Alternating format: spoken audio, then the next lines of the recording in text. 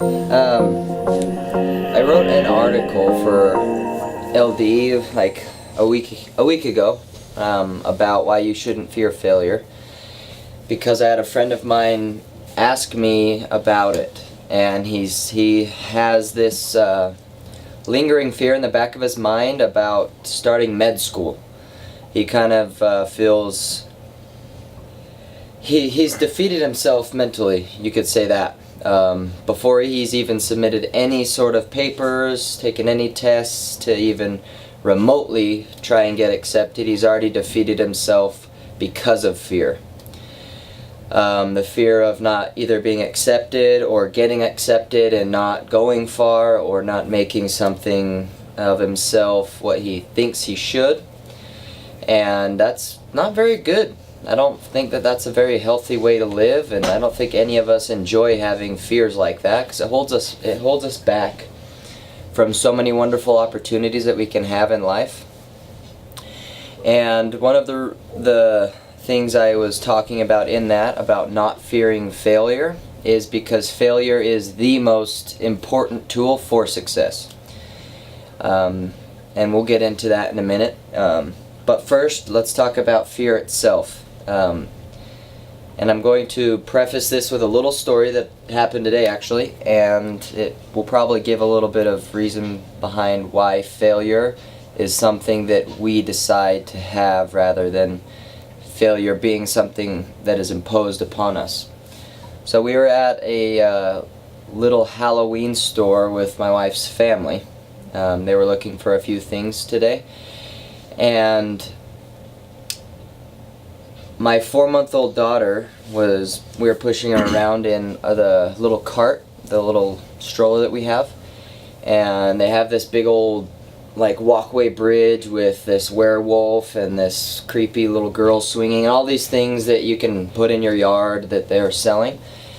And my wife's dad was like, "Oh, don't scare her with this werewolf that makes noises. It makes growling noises and it moves. It's like a little machine. It's life size and animatronic." And I just said shortly after that, she doesn't know what that means. She doesn't know what fear is, because no one's told her that that's scary yet. So if you think about that, if you don't know something is something to fear, how are you going to be afraid of it? We're taking out things that are obviously ingrained in our biology, things that go against our very nature, that threaten our life, or things that are going to threaten our ability to reproduce and grow. That's off the table, because that just comes natural, fight or flight. Well, that's the thing with fear, isn't it? Mm-hmm. Right? Fear in today's world is 99.9% fabricated. Yeah. In today's world. I mean, we're afraid of things that aren't actually life-threatening. No. We create these crazy situations in our mind that aren't even real, and we therefore fabricate fear. Oh yeah. Well, I do it all the time. I'm a doomsdayer sometimes. I'll think the worst in the most simple situations, and I'll be even illogical with my fear sometimes. and it really can be a real thing. But think about that. We're taking all the biological things that can threaten our life, because in America, for the most part, nothing is of survival anymore. It's all existential and trying to be something, and our fears are, spiritual, that are just like intangible, that threaten us as a being, I would say. Yeah, well, I would go even further and say that our fears nowadays, all they really threaten is our ego, and that's it. Yeah, and that's true. Yeah, that's a very tangible fear, but it's still fabricated and not necessary. Oh yeah. So that little story of my 4-month-old daughter not knowing what to fear, because no one's told her what to fear just yet, is very real for us. Okay? Fear is a construct that we build up in our own minds, because we can defeat fear and we can overcome fear. Therefore, it's something that is built up somehow. Whether it be you taking something someone said as truth or doctrine and believing it, and that becomes your fear. So this whole idea of, fear being something that controls you, if you let it, it does. But fear can be fleeting. It can be something that happens and you can get through it within seconds if you know how to do it, right? So, one of the tips for not fearing failure, for one, let's just stick to that. So, starting a project, you're never going to start if you don't believe you can, if you don't believe in yourself or don't believe you can do it, right? So if you feel that you're going to fail beforehand, you already failed, essentially, because the only failure in life is not doing something, is not starting something, is not pursuing something. Failure isn't starting something and not getting the results you want. That's not failure. That's a building block. That's something that you need to use to further progress. Failure is not going for that new position that opened up in your firm and coming short. That is not failure by any means.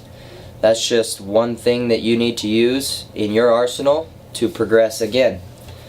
Because defining failure as not achieving something is going to set you up for failing every single time. So, one way to defeat this fear of failure is redefine what failure is and pretty much realize that it doesn't exist. Okay?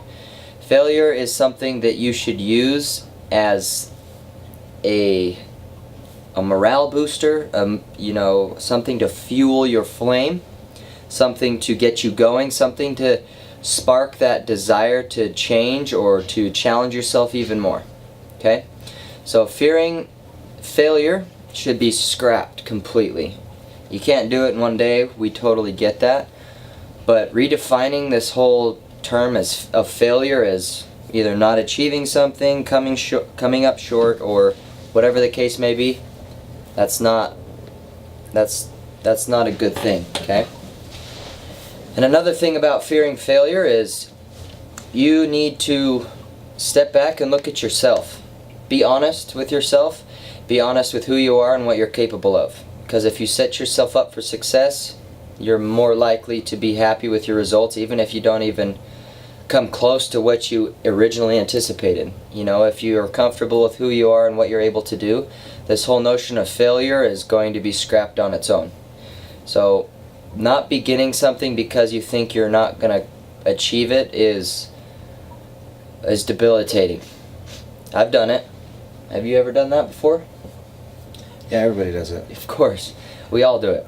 I do want to touch on something he said, to be honest with yourself of what you're capable of.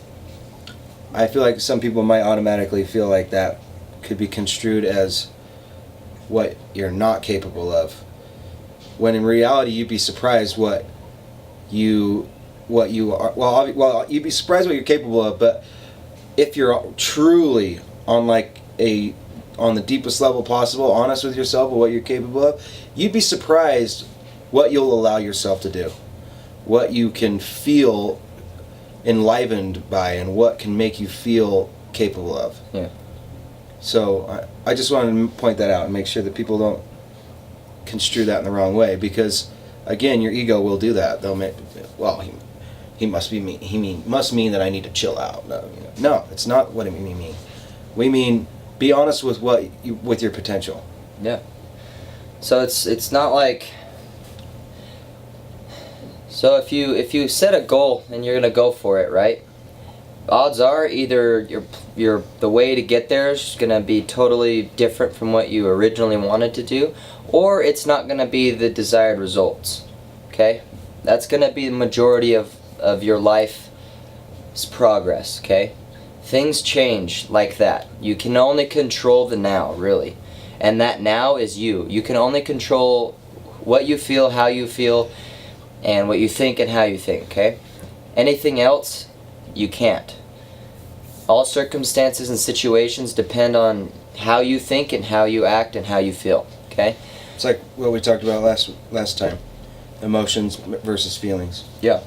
You can control the way you feel about an emotion. You can't control your emotions. Those are there whether you like it or not. Mm-hmm. But you can retrain them.